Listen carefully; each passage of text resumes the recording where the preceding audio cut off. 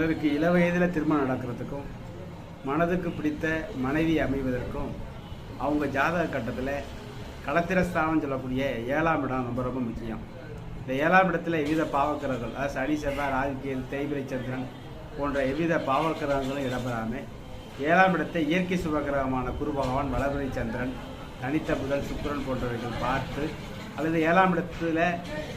அதிபதி இயற்கை சுபகிரகமாக இருந்து 7ஆம் இடத்திலே ஆட்சி பெற்ற நிலையிலிருந்து 7ஆம் இடத்தை குரு பார்த்து தாம்பத்திய சுகத்தை தரக்கூடிய சுக்கிரனும் இயற்கை சுபகிரகங்களுடைய பார்வை சேர்க்கையை பெற்ற நிலைகளில் இருந்து யோக தசைகள் நடப்பில் இருக்கிறப்ப இளவயதிலே திருமணம், மனைவி வந்த பிறகு வாழ்க்கையிலே முன்னேறக்கூடிய யோகம், மனைவியாலே யோகம். சிலது 7ஆம் இட அதிபதி லாபஸ்தானமான 11ஆம் இடத்துல தொடர்பு கொள்ளக்கூடிய நிலைகளில் மனைவி வந்த பிறகு மனைவி வெளியில் அமைந்த சொத்துக்களால் ஒரு உயரிய நிலையை அடையக்கூடிய தன்மை, மனைவியே வசதியுடைய மனைவியாக